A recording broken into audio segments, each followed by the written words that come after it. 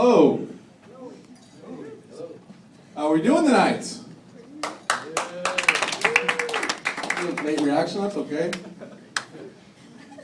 I'm on like day 2 of not smoking weed right now. So it's gonna be, don't boo, sir, right off the bat. Okay? A little sweaty, I'm a little testy right now, so let's just be calm. Something kind of funny happened to me the other day. My girlfriend, she left town. And anytime a pretty girl would be nice to me, I thought it was this big elaborate trap that my girlfriend had set. Like I was in line trying to get a sandwich and this girl stands next to me and says, "Oh, the food smells great." Said, "Oh, so how do you know my girlfriend?" Not falling for that shit.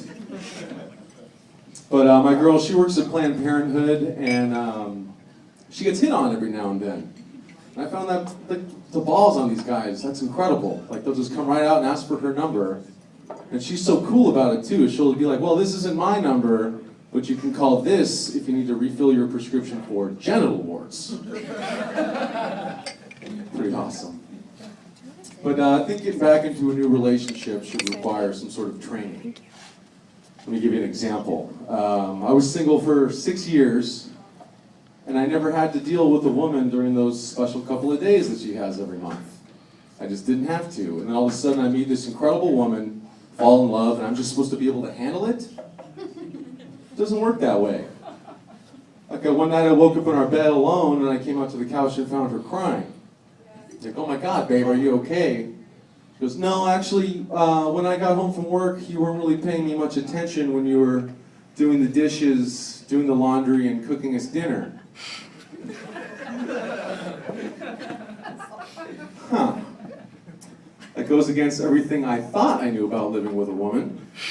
And while my brain was still trying to process that, she followed through with, "You didn't even want to snuggle me while we were sleeping. I was not even conscious. What am I supposed to do?" Thank you for laughing at that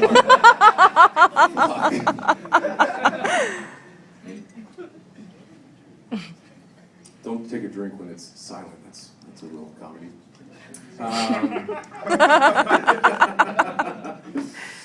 But yeah, a lot of people like to romanticize about the good old days being single, but I don't. I remember how terrible they were. Like went out with this girl a couple of times. First date, she's the nicest person I've ever met in my life. Second date, she's even nicer. Third date, she's not so nice.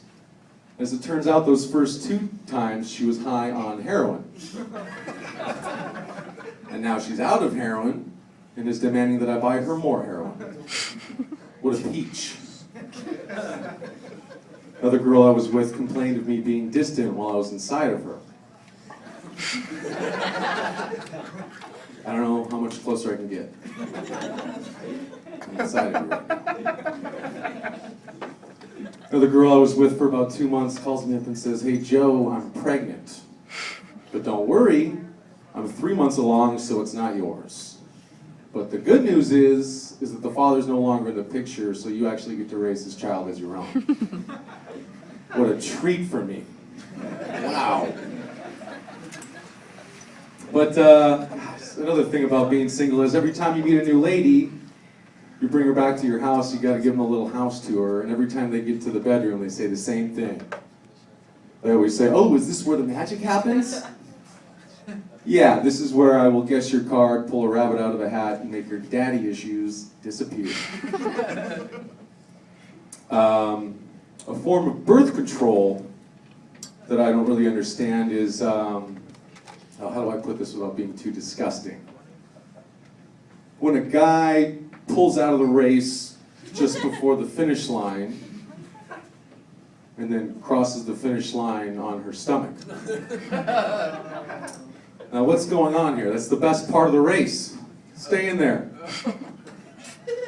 Like this is the equivalent of a guy climbing all the way to the top of a mountain. He gets to the top, the summit, the payoff, and he spends the entire time trying to figure out how to text his buddy a picture of an icicle that looks like a dick.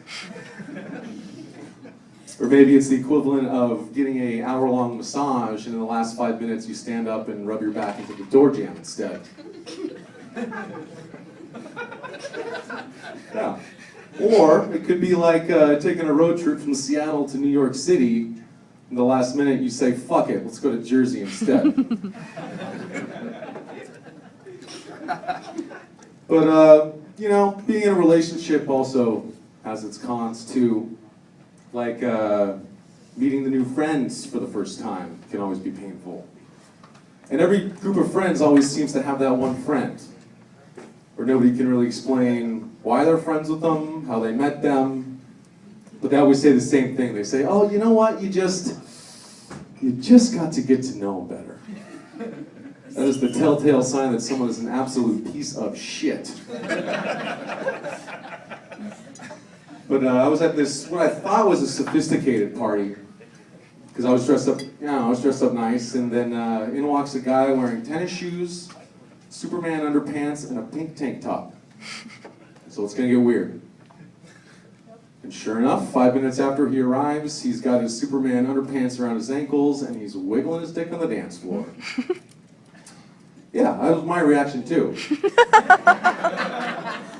And so my inner monologue was just kind of like, Joe, be cool. They're her friends, they're not yours, just be cool. So then a little bit goes by and he gets introduced to me.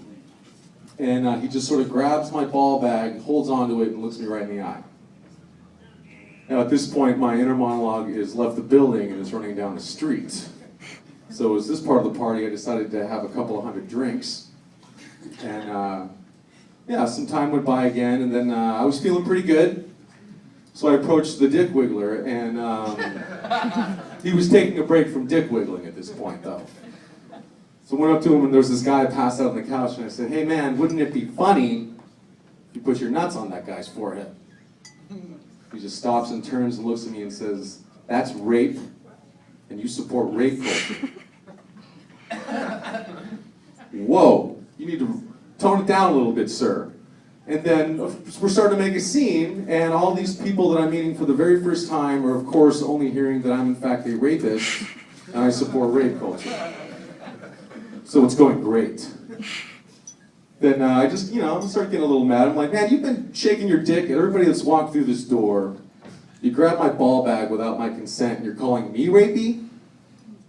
You need to do some self-reflecting, sir. That never gets a laugh. I don't know why I say it. It never does. Never.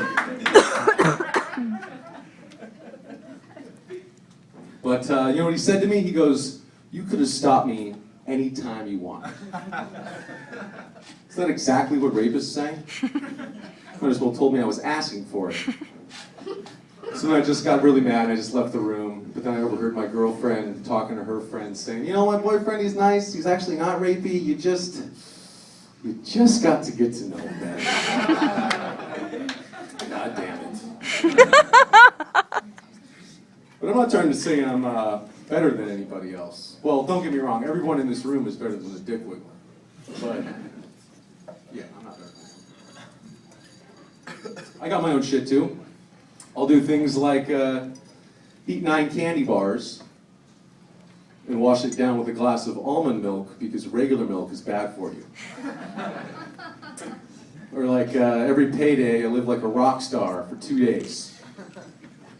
With fine wine, cigars, nice restaurants.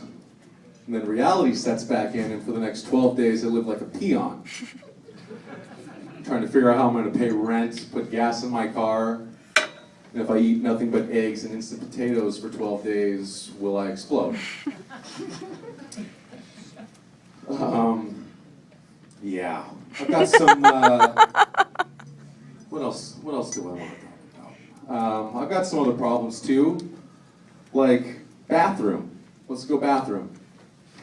No, let's not go bathroom. Chris doesn't like that.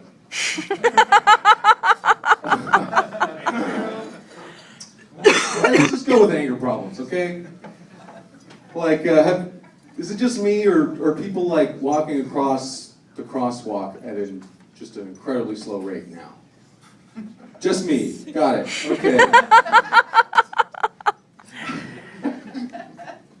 Okay, what about this? People seem to be saying literally a lot lately.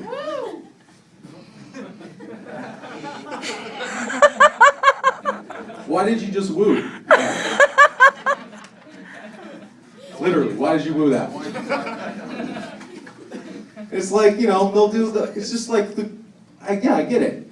They'll be like, oh, I just ate an entire piece of chicken. Literally. Yeah, I believe you. But I'm pretty sure they can take everything that they teach in driver's ed, throw it out, and concentrate on how to merge onto the goddamn highway.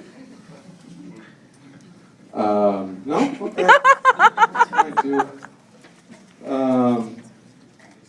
Yeah, I lose it in traffic. Like, have you ever been merged in front of somebody when there's plenty of room, and they still have to like zip up right to the back of their car and slam on their brakes, just to show you that they had to use their brakes because of you? Ridiculous. Or like, I'm pretty sure cutting in traffic should be a ticket. Because like, if I'm going to take a right turn, I get in the right lane ahead of time. I don't take some suicide dive over 3 lanes at the last second. Ridiculous. Like, have you ever been trying to get onto the freeway and there's this big line, you're waiting for like 10 minutes, and the last second somebody just zips right in front of you?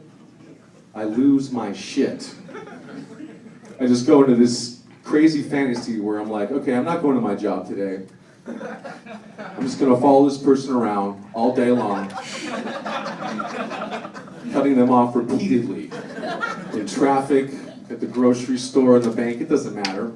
And then at the end of the day, they'll recognize me and say, hey, you've been in my way all day. Who are you? I'm the blue Subaru you cut off 9 hours ago. See how you like it. Or what about like the guy at the red light who moves up 1 inch every 5 seconds? Stopping and starting, making you think the light keeps turning green and distracting you from texting like everybody else at the red lights. There's the same asshole with the family cartoon car stickers, with one for each idiot parent, idiot child, idiot pet, dead idiot pet. I guess this is showing me how many orphans I'm gonna make after I sideswipe their card first into a fucking telephone pole. That's my time. You guys have been great.